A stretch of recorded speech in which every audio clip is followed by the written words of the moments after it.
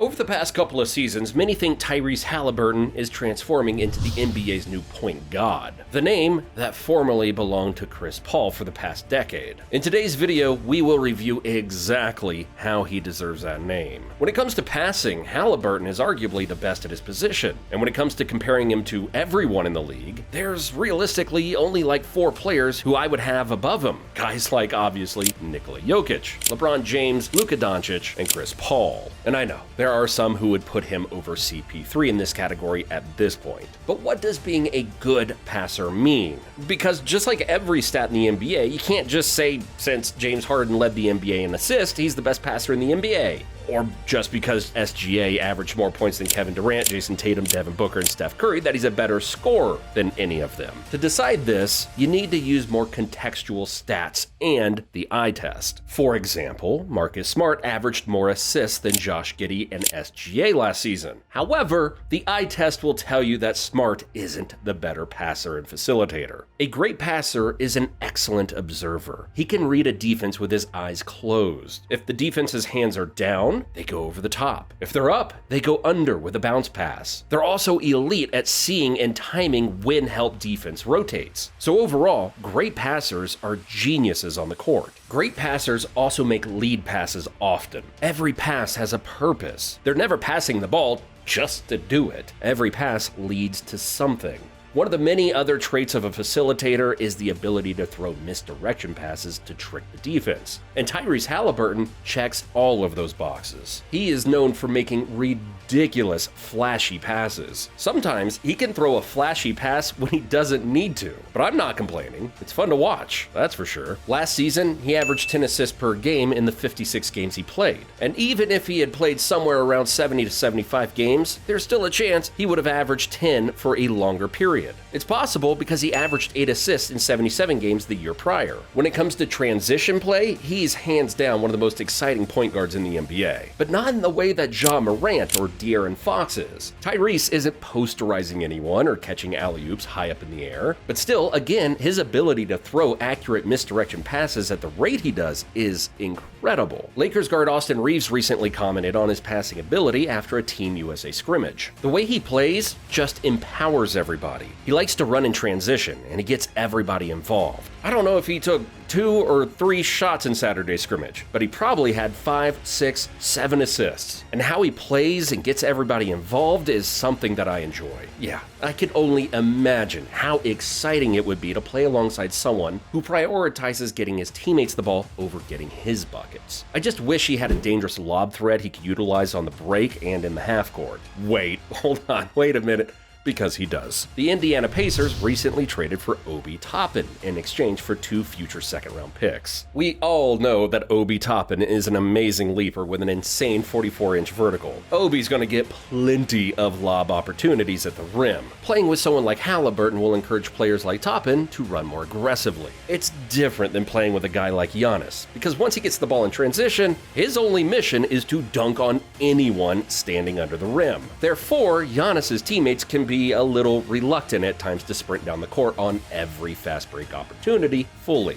On the flip side, once Tyrese's teammates see him grab the rebound and start sprinting down the court, they know the chances of him leading them with an easy pass is extremely high. So I like the Obi Toppin pickup. Hopefully he can truly find himself in Indiana. Another player who's also going to benefit from Tyrese's playmaking is Bruce Brown, the NBA champion who was stolen away from the Denver Nuggets after winning a title. He's going to benefit because he's an excellent high IQ backdoor cutter, which is a skill he's always had, but it further developed from playing with Nikola Jokic. Okay, I'm sure y'all probably understand it now. He is a great passer. However, that isn't the only thing that makes him one of the better guards in the NBA. He's also a good shooter. This makes him special, because usually great passing guards aren't the best shooters. Chris Paul, Luka Doncic, and Josh Giddey aren't the most consistent from deep, but that is not the story for Tyrese. He shot 40% from 3 last season on 5.7 attempts per game. Coming out of college, we knew he could pass a little, but most thought he would be primarily a 2 guard due to his elite shooting. So he's among the best shooters and passers in the league as a point guard. That's an incredible combination many don't have.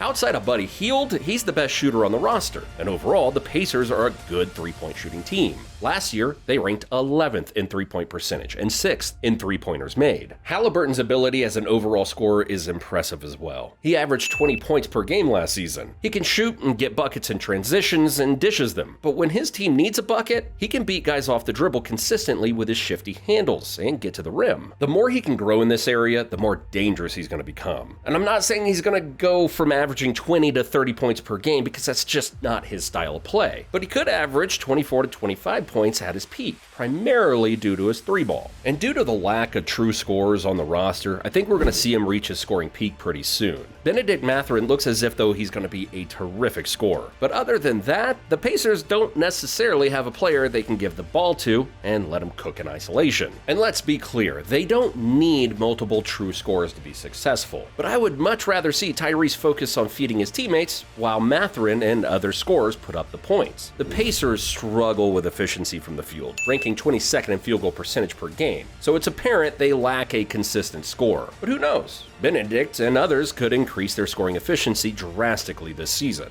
Plus, he's got a good coach in Rick Carlisle, who believes in his ability to lead this team. Rick said this: "He's changed everything with this organization. He's changed the entire vibe of it. He's changed the atmosphere in the locker room and how people view Indiana Pacers basketball. He loves the challenge. He loves the responsibility of the challenge of being the leader on the court. Nothing but props to him." And he hasn't even come close to reaching his ceiling as a player. And it doesn't stop there, because the team president, Kevin Pritchard, said this about him: "Ty's our guy. We want Ty to be here as long as he wants to be here. And that will not be too complicated. Ty is going to be here a long time." Just combine his skill with the amount of support, praise, and respect he has within the organization, and you can see he's going to be in Indiana for a very long time. Especially since he holds up well on the other end of the court as well. Far from perfect, yes, but even still, he did receive one all-defensive team vote last season for averaging 1.6 steals per game and finishing 14th in steal rate. He's a solid team defender and good in the passing lanes. However, his on-ball defense needs a lot of work. He just isn't that great at moving his feet and anticipating, and his lack of strength plays a part in him normally struggling with bigger players outside his position. But still, he's 23 years old, so there is always time to improve his defense. Just look at Steph Curry. He was a bad defender at the beginning of his career.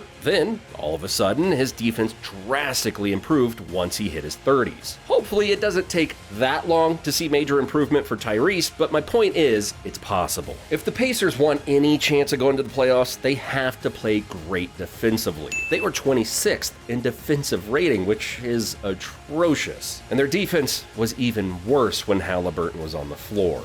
But I believe the Pacers' defense is going to be much improved. Not only do they have one of the best defensive centers in the NBA in Miles Turner, but they drafted Jarris Walker, who was one of the best defensive prospects. And of course, they signed Bruce Brown, who did a great job defending Kevin Durant, Devin Booker, Anthony Edwards, and Jimmy Butler in the postseason and finals. So, as long as Haliburton can make strides as an individual defender and continues being a good team defender, this team's going to surprise everyone this upcoming year. All in all, Tyrese Haliburton is on the rise. And in a few years, when guards like Steph Curry, Damian Lillard, and Chris Paul start to drift off, I think it's going to be him who carries the torch.